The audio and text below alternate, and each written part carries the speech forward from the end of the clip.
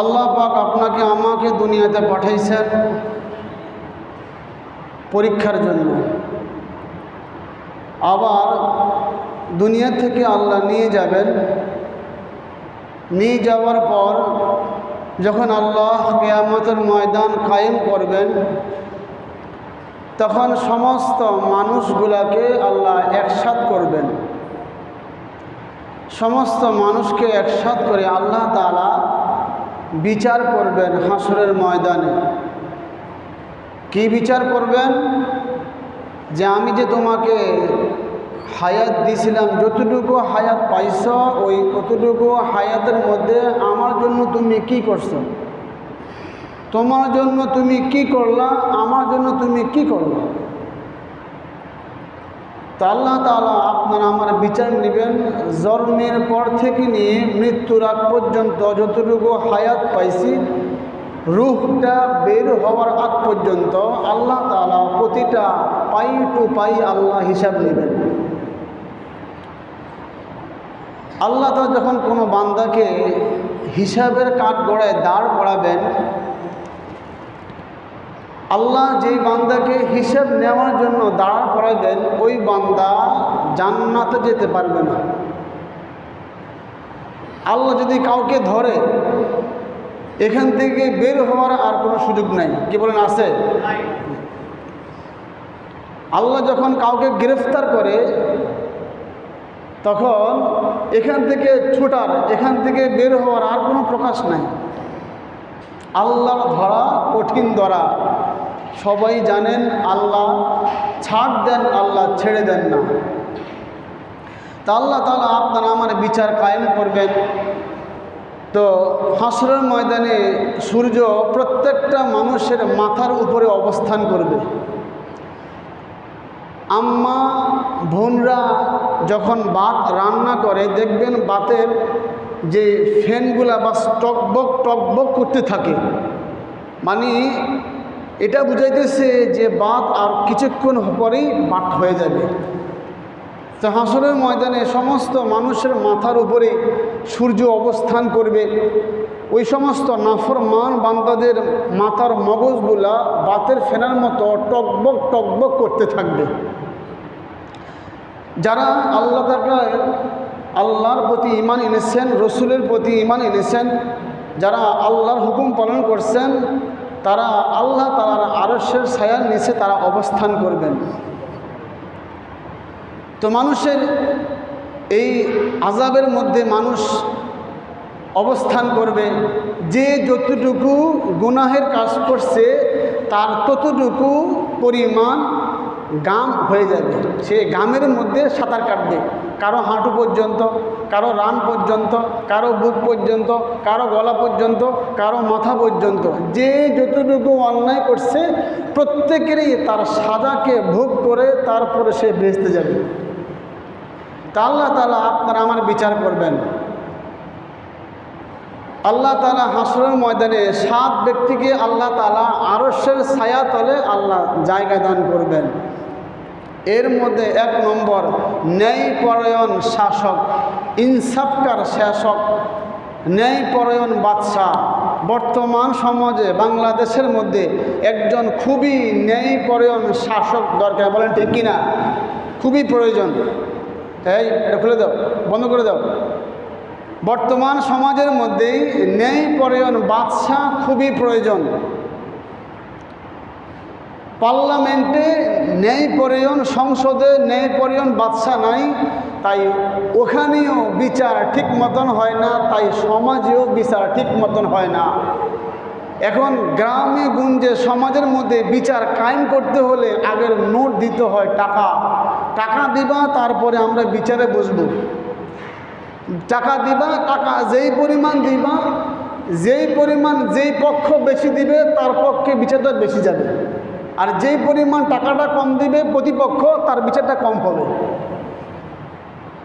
নোটে, কোর্টে, সমাজে, গ্রামে, শহরে, সর্বগুঞ্জেই এখন টাকার বিনিময়ে বিচার হয়। যিনি নিরীহ মানুষ, তার কোনো অপরাধ নাই, তিনিও সাজা ভোগ করতে হয়। তো ইনসাফকার বাদশাহ ন্যায়পরায়ণ বাদশাহ, যিনি ন্যায়পরায়ণের সাথে ক্ষমতা চালাইবে, তাকে আল্লাহ তাআলা হাসরের ময়দানে আল্লাহর আরশের জায়গা দান করবেন। সুবহানাল্লাহ। আল্লাহ যে আরশের ছায়া আছে, ওই ছায়ার মধ্যে আল্লাহ তাআলা বাস তাকে দান করবেন। এই গেল 1 নম্বর ব্যক্তি। 2 নম্বর ব্যক্তি এমন যুবক, যেই যুবক তার যৌবনকালকে আল্লাহর ইবাদত বন্দেগীতে লালিত পালিত করছে, আল্লাহর ইবাদত বন্দেগীর মাধ্যমে লালন পালন করছে। যখন নাকি তার যৌবন শুরু হয় তখন থেকে নিয়ে তিনি কোনো গুনাহের কাজের মধ্যে জড়িত হন নাই, সম্পর্কিত করেন নাই, বিরত রেখেছেন। বলে ওই যুবককে হাসরের ময়দানে, কিয়ামতের ময়দানে যখন আল্লাহর ছায়া ব্যতীত আর কোনো ছায়া থাকবে না, কিয়ামতের ময়দানে আল্লাহ তাআলা আরশের ছায়া ওই ব্যক্তিকে দান করবেন। সুবহানাল্লাহ। যুবক অবস্থায় আমাদের সময়টা কিভাবে গেছে? যদি ভালো কেটে থাকে তো আলহামদুলিল্লাহ, আর যদি খারাপ কেটে থাকে আল্লাহ তাআলার কাছে ওই যৌবনকালের গুনাহের জন্য আল্লাহর কাছে ক্ষমা চাওয়া, আল্লাহর কাছে মাফ চাওয়া। আল্লাহ কবুল করে সকলে বলি আমিন। 2 নম্বর। 3 নম্বর, যাকে আল্লাহ তাআলা আরশের নিচে ছায়া দান করবেন, যার রূহটা, যার কলবটা সব সময় মসজিদের সাথে লেগে থাকে, যার রূহটা সব সময় মসজিদের সাথে লেগে থাকে। 1 ওয়াক্ত নামাজ পড়ছে, আরেক ওয়াক্ত নামাজ পড়ার পরেই খেয়াল করতে থাকে মুয়াজ্জিন সাহেব আবার কখন আজান দিবে, আজান দেওয়ার সাথে সাথে আবার মসজিদে চলে আসবে। 3 নম্বর, যেই ব্যক্তিকে আল্লাহ তাআলা আরশের ছায়া দান করবেন, ইনি হলো ওই ব্যক্তি যার কলবটা, যার অন্তরটা সবসময় মসজিদের সাথে লেগে থাকে। তো ওই ব্যক্তিকে আল্লাহ তাআলা হাসরের ময়দানে আল্লাহর আরশের ছায়া তলে জায়গা দান করবেন। বলি সুবহানাল্লাহ। মসজিদের সাথে লেগে থাকা মানে শুধু মুয়াজ্জিন সাহেব আজান দিবে আর নামাজ পড়ে চলে যাব না, সর্বক্ষেত্রেই মসজিদের সাথে সম্পর্কিত রাখা। কখন কি প্রয়োজন হয়, কখন কি দরকার হয়, সবসময় মসজিদের প্রতি খেয়াল থাকা। 4 নম্বর, যাকে আল্লাহ তাআলা হাসরের ময়দানে আল্লাহর আরশের ছায়া তলে জায়গা দান করবেন, এমন 2 ব্যক্তি, যেই 2 ব্যক্তি একজন আরেকজনকে ভালোবাসে আল্লাহর জন্য, একজন আরেকজনের কাছ থেকে পৃথক হয় আল্লাহর জন্য। সবাই আওয়াজ দিয়ে বলেন, স্ত্রীকে ভালোবাসেন কার জন্য? বলেন, কার জন্য ভালোবাসেন? আল্লাহর জন্য। মাকে ভালোবাসেন কার জন্য? বাবাকে ভালোবাসেন কার জন্য? ভাইকে ভালোবাসেন কার জন্য? বোনকে ভালোবাসেন কার জন্য? আল্লাহর জন্য। আমার বাবা আছে তাই আমার বাবাকে ভালোবাসি, আমার মা আছে তাই আমার মাকে ভালোবাসি। যেই সমস্ত নওজোয়ান ভাইয়েরা বিবাহর আগে কোনো ছেড়িকে বা কোনো ছেড়ি কোনো ছেঁড়াকে বলে তোমাকে ভালোবাসি, এটা অবশ্যই শিরক, এটা আল্লাহর জন্য না। অবৈধ ভালোবাসা, এটা শিরক। তুমি যে ভালোবাসতে সেটা কার জন্য? বলে আল্লাহর জন্য। যে না, আল্লাহ তো অবৈধ ভালোবাসা আল্লাহ গ্রহণ করেন না। তা আমি আমার বাবাকে, আমার মাকে, আমার বোনকে, আমার ভাইকে, আমার সন্তানকে, আমার বোনকে ভালোবাসি আল্লাহর জন্য। বলে এই 2 ব্যক্তির বন্ধুত্ব আল্লাহর জন্য, এই 2 ব্যক্তির পৃথক হওয়া এটাও আল্লাহর জন্য। কিয়ামতের ময়দানে এই 2 ব্যক্তিকে আল্লাহ তাআলা আরশে ছায়া দান করবেন। সুবহানাল্লাহ। 5 নম্বর, যাকে আল্লাহ তাআলা আল্লাহর আরশের ছায়াতলে জায়গা দান করবেন, সম্ভ্রান্ত কোনো নারী, সুন্দরী কোনো নারী কোনো পুরুষকে বলেছে, আহ্বান করছে, প্রস্তাব দিছে, আমার কাছে আসো খারাপ কাজের জন্য। কিন্তু যুবক তখন বলছিল, ইন্নী আখাফুল্লাহ, আমি আল্লাহকে ভয় করি। কোনো নারীকে, কোনো সম্ভ্রান্ত নারী কোনো পুরুষকে প্রস্তাব দিয়েছে খারাপ কাজের জন্য, অবৈধ কাজ করার জন্য, তো যুবক ওই সময় বলছিল যে ইন্নী আখাফুল্লাহ, আমি আল্লাহকে ভয় করি। গুনাহ থেকে নিজের জীবনকে বিরত রাখা, গুনাহ থেকে নিজের জিন্দিগিকে বেঁচে রাখা, যতটুকু পারা যায় গুনাহের জিন্দিগির মধ্যে নিজের জীবনকে না ডুবানো। তো 5 নম্বর, যেই ব্যক্তিকে আল্লাহ তাআলা আরশের ছায়া তলে জায়গা দান করবেন, যে কোনো সম্ভ্রান্ত নারী, কোনো সুন্দরী নারী কোনো পুরুষকে প্রস্তাব দিয়েছে খারাপ কাজের জন্য, যুবক বলছিল, পুরুষ বলছিল ইন্নী আখাফুল্লাহ, আমি আল্লাহকে ভয় করি, আমি এই খারাপ কাজের মধ্যে জড়িত হব না।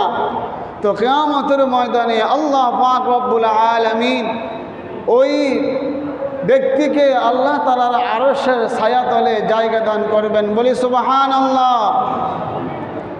6 নম্বর, যাকে আল্লাহ তাআলা হাসরের ময়দানে কাল কিয়ামতে আল্লাহ তাআলার আরশের ছায়া তলে জায়গা দান করবেন, যিনি নির্জনে আল্লাহকে স্মরণ করেন, নির্জনে আল্লাহকে ডাকেন, নির্জনে আল্লাহকে আহ্বান করেন।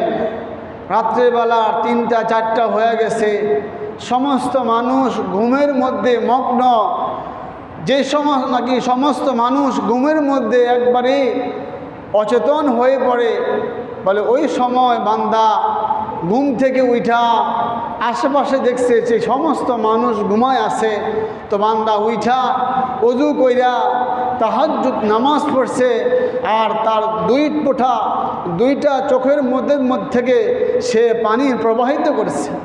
তো আল্লাহ পাক বলেন ওই বান্দাকেও হাসরের ময়দানে আল্লাহ তাআলা আল্লাহর আরশের ছায়া দান করবেন। বলি সুবহানাল্লাহ। এই জন্য রাত্রিবেলায় যদি ঘুম ভেঙে যায়, 3টা 4টা বাজে, শেষ রাত্রি, তখন কমস কম ওযু করে লেপ কম্বল আরাম ত্যাগ করে তাহাজ্জুদ নামাজের অভ্যাস করা।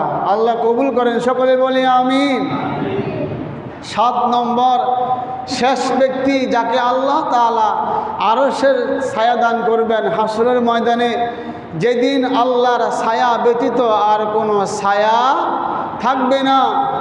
7 নম্বর ব্যক্তি হলো যে তিনি ডান হাতে যা দান করেছেন বাম হাত জানে না। এত ইখলাসের সহিত, এত খুলুসিয়াতের সহিত সে দান করছে।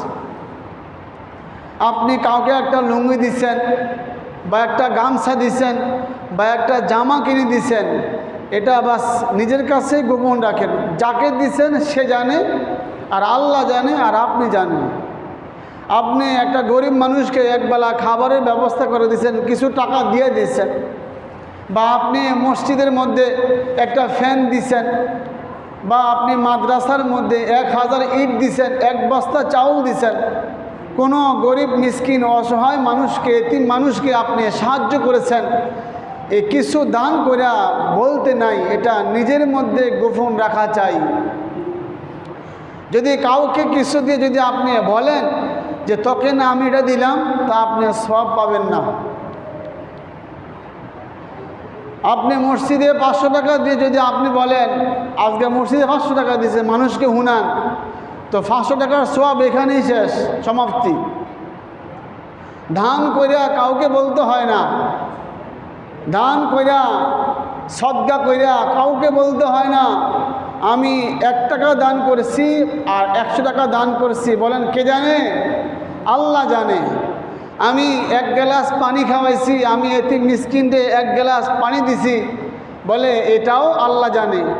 তাহলে দান কইরা কাউকে বলতে নাই যে ভাই আমি মসজিদে এত টাকা দিছি, আমি মাদ্রাসায় এত টাকা দিছি, আমি এই কাজ করছি না। সবাই কিন্তু এই মসজিদের কাজ করতে পারে না, সবাই কিন্তু কল্যাণমূলক কাজ করতে পারে না, সবাই কিন্তু নেকির কাজ করতে পারে না, সবাই কিন্তু সওয়াবের কাজ করতে পারে না। এই জন্য দান কইরা কাউকে খোঁড়া দিবেন না, দান কইরা কাউকে ঢোল বাজাইবেন না যে আমি এটা দিছি আমি ওটা দিছি, কাউকে বলতে নাই। তা আল্লাহ পাক রব্বুল আলামিন ওই ব্যক্তিকে যিনি এমনভাবে দান করেছেন যে তার ডান হাতে যা দিছে বাম হাত তা জানে না, তা থেকে নিজেকে একবারে গোপন রেখেছে, তো হাসরের ময়দানে আল্লাহ পাক রব্বুল আলামিন ওই ব্যক্তিকেও আল্লাহ তাআলার আরশের ছায়া দান করবেন। বলি সুবহানাল্লাহ। কবরে গেলে এসি নাই, একটু এদিকে তাকান, যা এসি এখানে খাইতে পারবেন, কবরে গেলে নাই, এই জন্য তাকান, এদিকে তাকান। তো আল্লাহ পাক রব্বুল আলামিন হাসরের ময়দানে 7 ব্যক্তিকে আল্লাহ তাআলা আরশের নিচে আরশের ছায়া দান করবেন। তার মধ্যে 1 নম্বর হলো ন্যায়পরায়ণ বাদশাহ, 2 নম্বর হলো যেই যুবক তার যৌবনকালকে আল্লাহর হুকুমে লালিত পালিত করছে, 3 নম্বর যার অন্তরটা সবসময় মসজিদের সাথে লেগে আছে, 4 নম্বর যে একজন আরেকজনকে ভালোবাসে আল্লাহর জন্য, বৈধ অবৈধ না, অবৈধ না, আল্লাহ অবৈধ ভালোবাসা আল্লাহ হারাম করেছেন, আল্লাহ হালাল করেন নাই। তাই এই অবৈধ ভালোবাসা দিয়ে আল্লাহকে পাওয়া যাবে না, জান্নাত পাওয়া যাবে না, জাহান্নাম পাবেন। তা আল্লাহ পাক রব্বুল আলামিন 4 নম্বর যেই ব্যক্তিকে আল্লাহ তাআলা আরশের ছায়া দান করবেন, যে দুইজনকে ভালোবাসে আল্লাহর জন্য, বাবাকে ভালোবাসি আল্লাহর জন্য, মাকে ভালোবাসি আল্লাহর জন্য, বউকে ভালোবাসি আল্লাহর জন্য, ভাইকে ভালোবাসি আল্লাহর জন্য, সন্তানকে ভালোবাসি আল্লাহর জন্য, সব কিছুই হলো আল্লাহর জন্য। 5 নাম্বার কি বলে? 5 নাম্বার হলো যে কোনো সুন্দরী নারী কোনো পুরুষকে আহ্বান করছে খারাপ কাজ করার জন্য, তো যুবক বলছে, পুরুষ বলছে ইন্নী আখাফুল্লাহ, আমি আল্লাহকে ভয় করি। 6 নম্বর যিনি নির্জনে আল্লাহকে স্মরণ করেন, আল্লাহকে ডাকেন, আল্লাহর জন্য কান্নাকাটি করেন। 7 নম্বর যে ডান হাতে যা দান করেছেন বাম হাত তা জানে না, গোপনে গোপনেই দান করা, কারণ গোপনে ভালোবাসা আল্লাহ পছন্দ করেন। কারণ তাহাজ্জুদ নামাজে উঠা সমস্ত মানুষ ঘুমিয়ে থাকে, তো বান্দা একা বসে বসে কোরআন তেলাওয়াত করে, আল্লাহর জিকির আজকার করে, আল্লাহর কাছে দোয়া করে, তা আল্লাহ তাআলা ওই বান্দাকেও আল্লাহ তাআলা মহব্বত করেন, ভালোবাসেন। আল্লাহ পাক রব্বুল আলামিনের কাছ থেকে আমরা যেন এমন 2টা চক্ষু চেয়ে নিতে পারি, যে চক্ষু 2টা আল্লাহর কাছে কানতে পারে। আমরা সকলে ইনশাআল্লাহ দোয়া চেয়ে আল্লাহর কাছ থেকে নিয়ে যাবো, বলি ইনশাআল্লাহ। রাসূল আকরাম সাল্লাল্লাহু আলাইহি ওয়াসাল্লামের সাহাবী আব্দুল্লাহ ইবনে আব্বাস রাদিয়াল্লাহু তাআলা আনহু বলেন, রাসূল আকরাম সাল্লাল্লাহু আলাইহি ওয়াসাল্লাম ইরশাদ করেন, একটু খেয়াল করি ভাই, এসি খুব প্রয়োজন না, কবরে গেলে এসি দিও ভাই, আল্লাহ। তো নবী সাল্লাল্লাহু আলাইহি ওয়াসাল্লামের সাহাবী আব্দুল্লাহ ইবনে আব্বাস রাদিয়াল্লাহু তাআলা আনহু তার থেকে বর্ণিত মুহাম্মদুর রাসূলুল্লাহ সাল্লাল্লাহু আলাইহি ওয়াসাল্লাম ইরশাদ করেন যে এমন 2টা চক্ষু আছে, যেই 2টা চক্ষুকে জাহান্নামের আগুন স্পর্শ করবে না, ধরবে না, জ্বালিবে না। 1 নম্বর চোখ হলো যে চোখ আল্লাহর ভয়ে কান্নাকাটি করে, যে ভয়ে আল্লাহর কবরের আযাবের কথা স্মরণ করে কান্নাকাটি করে, যে চক্ষু জাহান্নামের কথা শুনা কান্নাকাটি করে, যে চক্ষু আখিরাতের কথা শুনা, ফুলসিরাতের কথা শুনা, পরকালের কথা শুনা কান্নাকাটি করে, আল্লাহর ভয়ে কান্নাকাটি করে, ওই চক্ষুকে জাহান্নামের আগুন স্পর্শ করবে না। 2 নম্বর চক্ষু, যে চক্ষু নির্জনে আল্লাহ তাআলার ইবাদত বন্দি করে, তাহাজ্জুদ নামাজ পড়া রাত জেগে থাকে আর আল্লাহর রাস্তায় পাহারাদারি করে। বলে এমন 2 চক্ষুকে আল্লাহ পাক রব্বুল আলামিন জাহান্নামের আগুন দ্বারা আল্লাহ স্পর্শ করবেন না। তাইলে এমন 2টা চক্ষু আছে, নবীজি বলেন যে 2টা চক্ষুকে জাহান্নামের আগুন স্পর্শ করবে না। এক হলো ওই চক্ষু যেটা আল্লাহর ভয়ে কাঁদে, প্রকাশ্যে হোক আর গোপনে হোক, রাত্রিবেলা হোক আর দিনের বেলা হোক, রাত্রে 3টায় হোক আর দিনে 3টায় হোক, সবসময় আল্লাহর আযাবের কথা স্মরণ করে নিজেকে কান্নাকাটি করে, নিজেকে বিনয় ভাবে, নিজেকে ছোট ভাবে। বলে ওই চক্ষু জাহান্নামের আগুনকে স্পর্শ করবে না। 2 নম্বর, যেই চক্ষু রাত্রিবেলা তাহাজ্জুদ নামাজ পড়ে জাগ্রত থাকে, আল্লাহর রাস্তায় পাহারাদারি করে, যারা জিহাদের ময়দানে পাহারাদারি করে ওই সমস্ত ব্যক্তিবর্গদেরকে পাহারা দেয়। বলে ওই 2 চক্ষুকে আল্লাহ তাআলা জাহান্নামের আগুন দ্বারা আল্লাহ স্পর্শ করবেন না। দুনিয়ার মধ্যে যত পানি আছে সবচাইতে দামি পানি হলো চোখের পানি। দুনিয়ার মধ্যে যত রক্তের ফোঁটা আছে সবচাইতে রক্তের ফোঁটা হলো জিহাদের ময়দানে রক্তের ফোঁটা। বলেন ঠিক কিনা? যত পানি আছে দুনিয়ার জমিনের মধ্যে সবচেয়ে দামি পানি হলো চোখের ফোঁটা। 1 ফোঁটা পানি ফালাইলেই বাস জাহান্নামের আগুন আল্লাহ তাআলা হারাম করে দেন। বান্দা আমার জন্য কাছে। এই জন্য মুহতারাম হাজিরিন, আল্লাহর জন্য কাদা চাই, আল্লাহর জন্য তাহাজ্জুদ নামাজ পড়া চাই, আল্লাহর জন্য শেষ রাত্রে জাগ্রত হওয়া।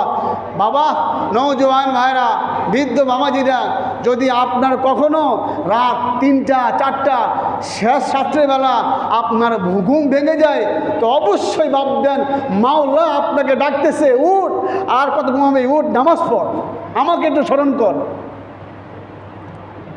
তো শেষ রাত্রি যে কেউ উঠতে পারে না, সমস্ত আরাম আয়েশ ত্যাগ করে ফজর নামাজে মুয়াজ্জিন সাহেব ডাকে আসসালাতু খায়রুম মিনান নাওম, জোহরেও ডাকে, আসরেও ডাকে, মাগরিবেও ডাকে, এশাও ডাকে, কিন্তু তাহাজ্জুদ নামাজে কোনো এলান হয় না, কোনো মসজিদের মাইক দিয়ে ঘোষণা হয় না।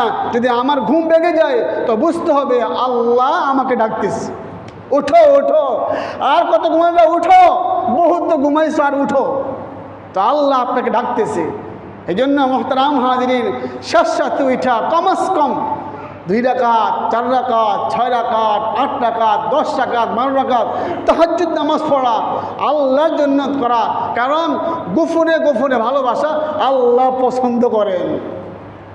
কারণ সমস্ত মানুষ ঘুমিয়ে থাকে, বান্দা উঠা উযু কইরা আমার জন্য দোয়া করতে থাকে, তার জন্য, তার পরিবারের জন্য, সমাজের জন্য সে বাঁচতে চায়।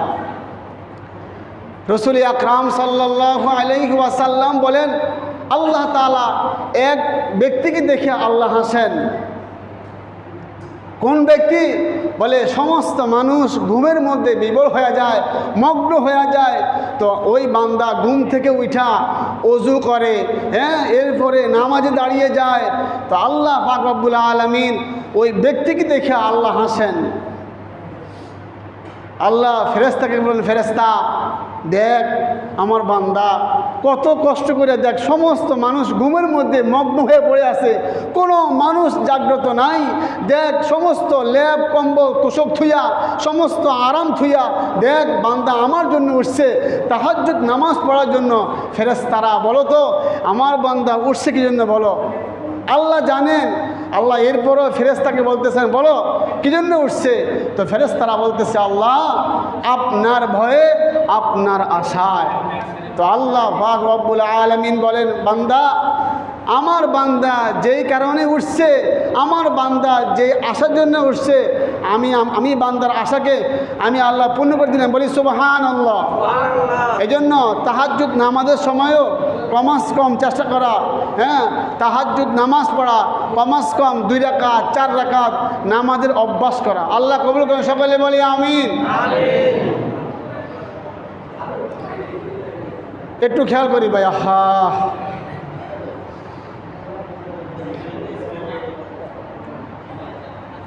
আল্লাহ পাক রব্বুল আলামিন পবিত্র কোরআনে কারিমে আল্লাহ বলেন, ইয়া আইয়ুহাল্লাযীনা আমানুত্তাকুল্লাহ,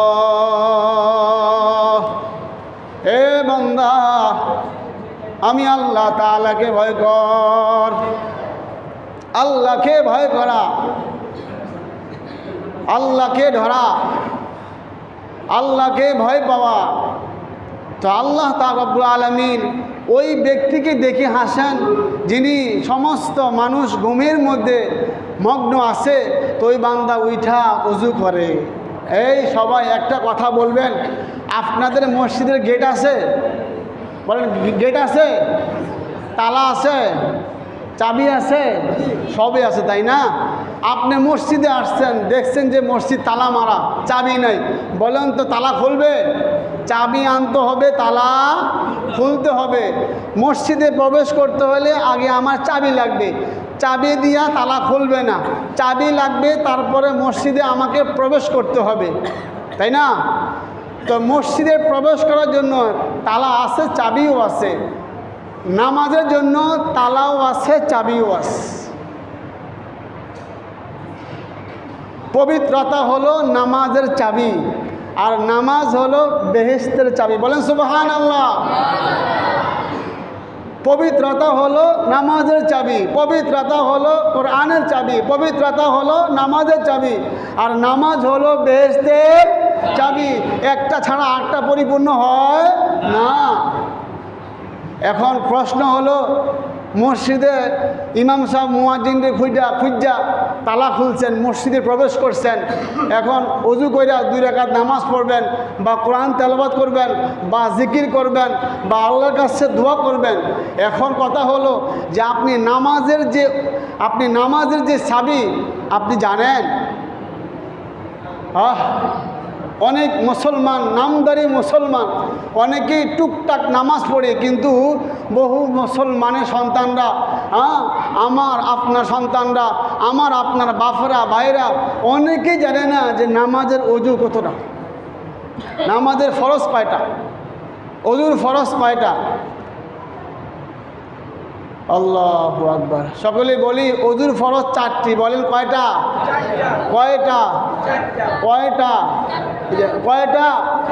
হ্যাঁ, 1 নম্বর হলো সমস্ত মুখ ধোয়া। গরমকালের ওযু ভিন্ন, শীতকালের ওযু ভিন্ন, নাকি? এক নাকি? জামাটা বলা আছে না, অনেক শীত লাগবে তো, কানটুপি আছে, মাফলার আছে, তারপরে জ্যাকেট আছে, না কষ্ট হবে না। গরমকালের ওযু, শীতকালের ওযু একই, কোনো পার্থক্য নাই। এদের দিলাম অনেক শীত, বাবা ঠান্ডা, চলবে না। তো ওযুর ফরজ হলো 4টি। সমস্ত মুখ ধোয়া, এখান থেকে নিয়ে কপাল থেকে নিয়ে একবার থুতি পর্যন্ত সমস্ত মুখ ধোয়া, 2 হাতের কনুই সহ ধোয়া, এখান থেকে নিয়ে এই পর্যন্ত, মাথা 3 ভাগের 1 ভাগ মাসে করা। এই 3টা ধরবেন, পিছনে নেবেন, এটা সামনে আনবেন, এটা ঘুরাবেন, এটা দিয়ে মাসে ঘুরে ফেলবেন। তো মাথা 3 ভাগের 1 ভাগ মাসে করা ফরজ। পাও 2 পায়ে টাকনু সহ ধোয়া। এই যে টাকনু দেখতেছেন, আমার ব্যাধি মাফ করেন সবাই, এই যে এই পর্যন্ত টাকনু ইনশাআল্লাহ সকলে ধুবেন। তাইলে ওযুর ফরজ হলো কয়টা? কয়টা?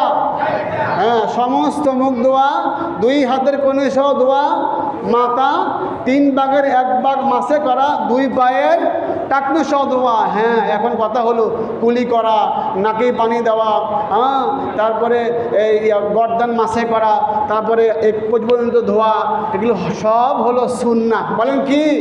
সুন্নাহ। এই গেল ওযুর ফরজ। তাইলে যিনি ওযু করতে হয় তার আগে বাস ওযুর চাবিগুলা খুব জানতে হবে যে ওযু করার জন্য কি দরকার।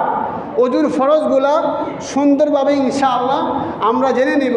তাইলে সমস্ত মুখ ধোয়া, 2 হাতের কনুই সহ ধোয়া, মাথা 3 ভাগের 1 ভাগ মাসে করা, 2 পায়ে টাকনু সহ ধোয়া, এটা গেল ওযুর ফরজ। গোসলের ফরজ 3টা। কয়টা? 3টা। কয়টা? লুঙ্গি লওয়া, গামছা লওয়া সব ভালো নাকি? গোসলের ফরজ কয়টা? 4টা না 3টা? এই 5 টাকা দেন। গোসলে ফরজ 3টা, কয়টা? হ্যাঁ, কুলি করা, বলেন কি করা? কি করা? হ্যাঁ, নাকে পানি দেওয়া, নাকে 2 নাম্বার। 3 নাম্বার সমস্ত শরীরের মধ্যে পানি ঢালা। একটা মাসালা, লজ্জা পায়েন না? আপনার আমার প্রত্যেকের জানা উচিত। অনেকেরই ফরজ গোসল হয়, এই অবস্থায় ঘুমায় থাকেন, হাঁটেন, দোকানে যান, ব্যবসা বাণিজ্য করেন। গোসল ফরজ মানি আপনাকে করতেই হবে। ওযুর ফরজ মানি আপনাকে করতেই হবে। গোসলের ফরজ মানি আপনাকে করতেই হবে। নামাজের ফরজ মানি আপনাকে করতেই হবে। নামাজের ফরজ 13টা, বলেন কয়টা? শরীর পাক, কাপড় পাক, নামাজের জায়গা পাক, সতর, ডাকা, কাবলামুখী হওয়া, অক্তমতো নামাজ পড়া। আর নামাজের ভিতরে 6 তাকবীর, কয়টা? হ্যাঁ, তাকবীরে তাহরিমা বলা, দাঁড়াইয়া নামাজ পড়া, কেরাত পড়া, রুকু করা, বাস 2 সেজদা করা, আখিরি বৈঠক। তাহলে নামাজের বাইরে 7টা, নামাজের ভিতরে 6টা। ওযুর ফরজ কয়টা? বলেন সবাই বলেন, ওযুর ফরজ কয়টা? গোসলের ফরজ কয়টা? নামাজের ফরজ কয়টা? 13টা। কয়টা? 13টা। ওযুর ফরজ 4টা, গোসলের ফরজ 3টা, নামাজের ফরজ 13টা। থাকবে তো ইনশাআল্লাহ। হ্যাঁ, এই জন্য নৌজওয়ান ভাইয়েরা, বৃদ্ধ বাবাজিরা, আমরা অনেকে কষ্ট করে মসজিদে আসি, 2 রাকাত নামাজ পড়ার জন্য, কোরআন শরীফ পড়ার জন্য, জিকির আজকার করার জন্য, নামাজ আদায়ের জন্য। কমস কম ওযুর ফরজগুলা, গোসলের ফরজগুলা, তারপরে নামাজের ফরজগুলা, কমস কম এগুলো জানা। যে সমস্ত নামাজ পড়তে যে সমস্ত সূরাগুলো আপনার প্রয়োজন হয়, এই প্রয়োজনগুলা শিক্ষা নেওয়া শুদ্ধভাবে। কারণ অশুদ্ধ তেলাওয়াত দিয়া নামাজ হয় না। অশুদ্ধ তেলাওয়াত দিয়া, অশুদ্ধ সূরা দিয়া, অশুদ্ধ কেরাত দিয়া নামাজ হয় না। এই জন্য মেহেরবানি করেই এই ওযুর ফরজগুলা, গোসলের ফরজগুলা, তায়াম্মুমের ফরজগুলা, নামাজের ফরজগুলা আমরা মেহেরবানি করে যারা এখানে জানছি, হয়তো অনেকের স্মরণ নাই, পার্সোনালি বাস আবার শিক্ষা নেবেন কোনো ওলাম আলামার কাছ থেকে বা আমার কাছ থেকে, সমস্যা নেই। আসবেন তো ইনশাআল্লাহ? নাকি এখানেই শেষ? আসসালামু আলাইকুম, হুজুর গেলাম গা, আপনার বয়ান আমার ধাউ। তো সারা বছর নামাজ পড়বেন, নামাজ হবে না কেন? আপনার ওযু হয় না। সারা বছর গোসল করবেন, আপনার গোসল হয় না কেন? আপনার ফরজ আদায় হয় না। আর সারা বছর বাস একবারে কপালে দাগ পড়ে ফেলবেন কেন? নামাজ একটু কবুল হয় না কেন? বলে আপনার কেরাত সহি না, আপনার রুকু হয় না, আপনার সেজদা হয় না। রুকু যদি না হয়, নামাজ তো হয় না। সেজদাও ঠিক মতন দেওয়া, কেরাতও শুদ্ধ করে পড়া।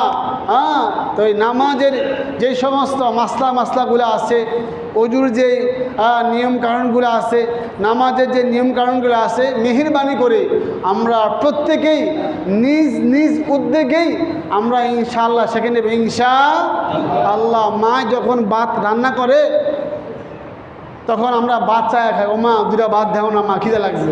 কিন্তু আমাদের প্রত্যেকের উচিত যে আমি কোরআন পড়ি না, আমি ওযু পারি না, আমি গোসল পারি না, দেখুন তো আমার ওযুটা হয় কিনা, দেখুন তো আমার গোসলটা হয় কিনা, দেখুন তো আমার কোরআন পড়াটা হয় কিনা।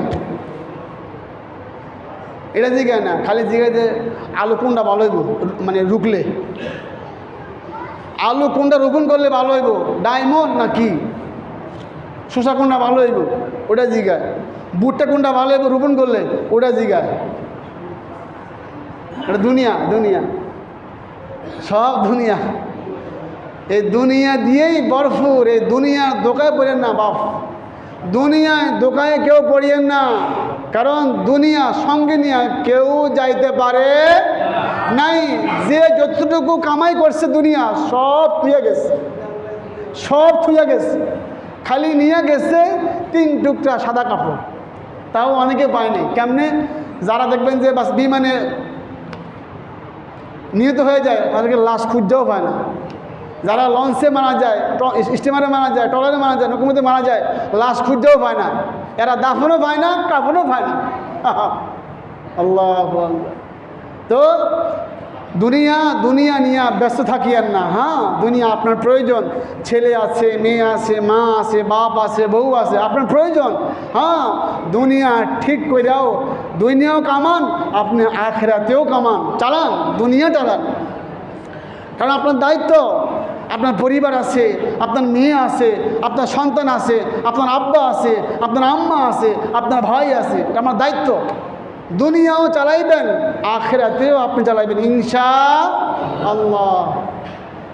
আলহামদুলিল্লাহ। তো যে কথাগুলো বলা হয়েছে মেহেরবানি করে, বিশেষ করে আমরা ইনশাআল্লাহ আমরা আমল করে দেবো ইনশাআল্লাহ। জি, এমন কোনো শুক্রবার যায় না যে আমি বলি না যে নামাজের কথা।